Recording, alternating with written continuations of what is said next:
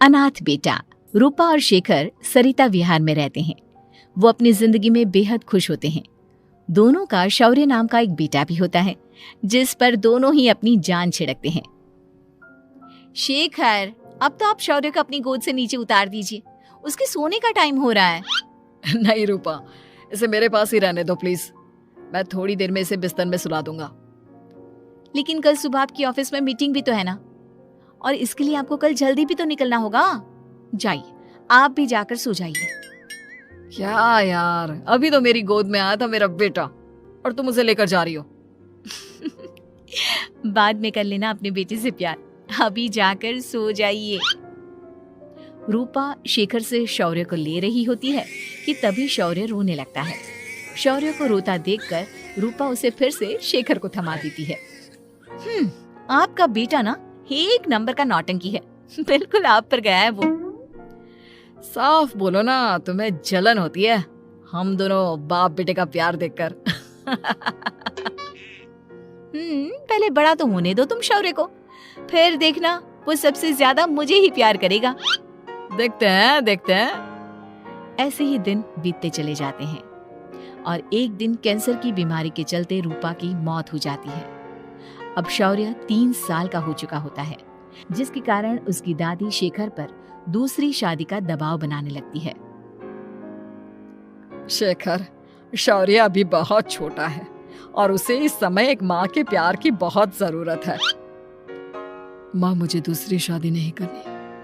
क्या पता जो दूसरी औरत आएगी वो मेरे बेटे को एक माँ का प्यार दे या ना दे। तो रूपा की छोटी बहन वैशाली से ही शादी क्यों नहीं कर लेता?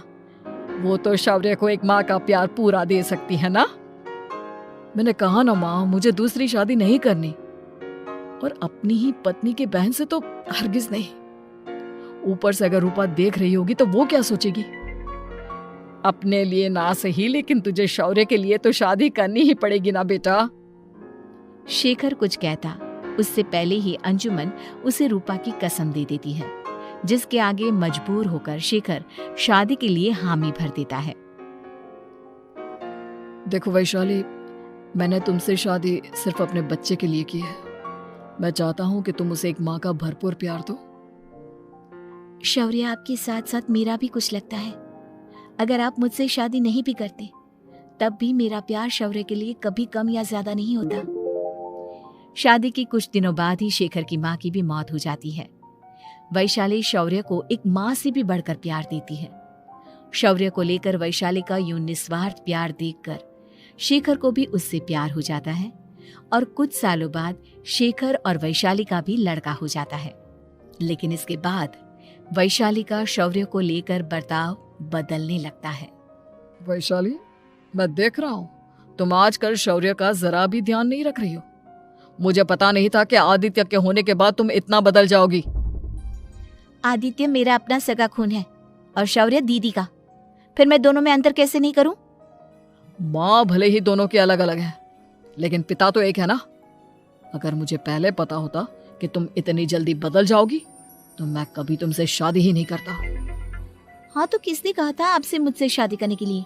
मैं थोड़ी ना आई थी आपके पास, आपकी माँ ही आई थी मेरे घर आपका रिश्ता लेकर। वैशाली, मुझे तुमसे ऐसी उम्मीद नहीं थी। गुस्से में शेखर अपना पैर पटकता हुआ शौर्य को वहां से लेकर चला जाता है। पापा, मम्मा मुझसे प्यार क्यों नहीं करती? क्या मैं उनका सगा बेटा नहीं हूँ, इसलिए मुझसे प्यार नहीं करती? मम्मा नहीं करती तो क्या हुआ बेटा, पापा तो करते हैं ना आपसे प्यार। कुछ दिनों के बाद, आज तुझे खाना पीना कुछ नहीं मिलेगा, चल चुपचाप से अपने रूम में जाकर सो जा। माँ, अब भाई को खाना क्यों नहीं दे रही हो? बेटा तू आराम से खाना खा, इस नालायक की चिंता मत कर। एक दिन खाना नहीं खाएगा तो मर नहीं जाएगा ये। अगर भैया नहीं खाएंगे तो मैं भी नहीं खाऊंगा। तू अपने भाई का भक्त क्यों बन रहा है? ये तेरा सौतेला भाई है, सगा नहीं जो तू लक्ष्मण बन रहा है। माँ, आपको इतना भी नहीं मालूम? श्री राम और लक्ष्मण सगे भाई नहीं थे। श्री राम माता कौशल्या और लक्ष्मण माता सुमित्रा की कोख से जन्मे थे। दोनों के सिर्फ पिता एक थे, लेकिन माँ अलग थी। मुझे ज्यादा ज्ञान देने की जरूरत नहीं है, ये सतयुग और त्रेता युग नहीं है, समझे? आया बड़ा भाई का चमचा। इतना कहकर वैशाली वहां से चली जाती है, जिसके कुछ टाइम बाद शिखर वहां आता है और आदित्य उसे सारी बात बताता है। मुझे माफ कर दो शौर्य, तुम्हारी माँ के जाने के बाद मुझे दूसरी शादी का फैसला करना ही नहीं चाहिए था। अगर मैं दूसरी शादी नहीं करता तो शायद आज तुम्हारी ये हालत ना होती। नहीं पापा, अगर आप शादी नहीं करते तो मुझे आदित्य जैसा छोटा भाई कभी नहीं मिलता। थैंक यू मुझे इतना अच्छा भाई देने के लिए। तुम दोनों हमेशा ऐसे ही साथ रहना, फिर कोई भी तुम दोनों का कुछ नहीं बिगाड़ पाएगा। चलो मैं तुम दोनों को आइसक्रीम खिला कर लाता हूँ, बहुत भूख लग रही है ना। शिखर शौर्य और आदित्य को आइसक्रीम दिलाने लेकर जाता है। वो दोनों को पार्क में खड़ा करके आइसक्रीम लेने जा ही रहा होता है, तभी तेज रफ्तार से आती हुई एक गाड़ी उसे कुचल देती है और उसी पल शेखर की मौत हो जाती है, जिसके बाद शौर्य की जिंदगी नर्क से भी बदतर हो जाती है। सुन रे चिरकुट, इस घर के किसी भी सामान को मेरी मर्जी के बगैर हाथ मत लगाना। इन सब पर अब तेरा कोई हक नहीं है, समझा? ठीक है माँ, मैं आपकी इजाजत के बगैर किसी चीज को हाथ नहीं लगाऊंगा। चल जाकर अब पूरे घर की सफाई कर। महज 7 साल का शौर्य वैशाली के कहने पर अपने नन्हे नन्हे हाथों से पूरे घर की सफाई करने लगता है। ऐसे ही दिन बीतने लगते हैं, लेकिन मासी से माँ बनी वैशाली को उस मासूम से बच्चे पर जरा भी तरस नहीं आता। क्यों शौर्य, ये घर में इतनी गंदगी कैसे हो रही है? ढंग से सफाई नहीं की है क्या तूने? माँ मैंने तो अच्छे से सफाई की थी, लेकिन आदित्य बार बार इधर उधर चलकर गंदा कर देता है। अच्छा, खुद से एक काम ढंग से नहीं होता और अपनी गलतियों का जिम्मेदार मेरे बेटे को ठहराता है। इतना कहकर वैशाली बांस का डंडा उठाकर शौर्य को जोर जोर से मारने लगती है। तभी वहां वैशाली के मायके वाले भी आ जाते हैं और उसकी सारी करतूतें देख लेते हैं। माँ मैं ऐसा क्या करूं जिससे आप मुझे भी आदित्य के जितना प्यार करोगी? बोलिए ना माँ, मेरे क्या करने से आपके अंदर मेरे लिए ममता जागेगी? वैशाली शौर्य की एक नहीं सुनती, उसके ऊपर डंडे बरसाती जाती है। हद पार होते देख वैशाली की माँ उसका हाथ पकड़ती है और जोर से उसे थप्पड़ मारती है। यही सब करने के लिए तूने दामाद जी से शादी की थी? हमने सपने में भी तुझसे ऐसी हरकत की उम्मीद नहीं की थी। तू माँ नहीं, माँ के नाम पर एक धब्बा है। बस कीजिए माँ, आदित्य के इस दुनिया में आने से पहले मैंने इसे बहुत प्यार किया था, लेकिन अब जब मेरी खुद की औलाद है तो मैं किसी और के बच्चे से प्यार क्यों करूं? अरे नालायक औरत, जिसे तू किसी और का बच्चा कह रही है वो तेरी खुद की सगी बहन का बच्चा है। बहन है तो क्या हुआ, मेरे अपने बच्चे से बढ़कर तो नहीं हो सकता ना ये कभी। अगर यही बात थी तो तू हमें पहले बता देती, हम शौर्य को अपने साथ ले जाते। उसे इस तरह प्रताड़ित करने की क्या जरूरत थी? अगर आपको लेकर जाना है ना तो ले जाइए इसे, मैं नहीं रोकूंगी। नहीं माँ, मुझे कहीं नहीं जाना, मुझे आपके साथ ही रहना है।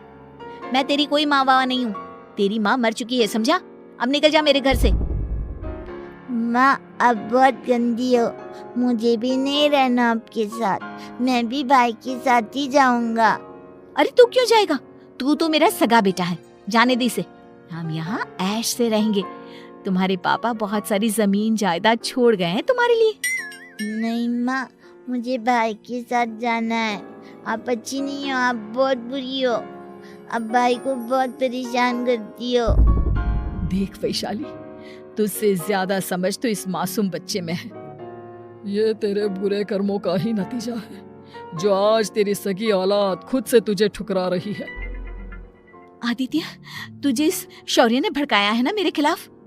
नहीं माँ, मुझे किसी ने भड़काया नहीं, पर मैं सब देखता हूँ, सब समझता हूँ। भाई बहुत अच्छा है, वो आपकी जैसा नहीं है। चलिए नानी। इतना कहकर वैशाली के मायके वाले आदित्य और शौर्य को अपने साथ ले जाते हैं और इस तरह वैशाली बड़े से घर में अकेली पड़ जाती है। 2 बेटों के होते हुए भी आज उसे माँ कहकर बुलाने वाला कोई नहीं होता।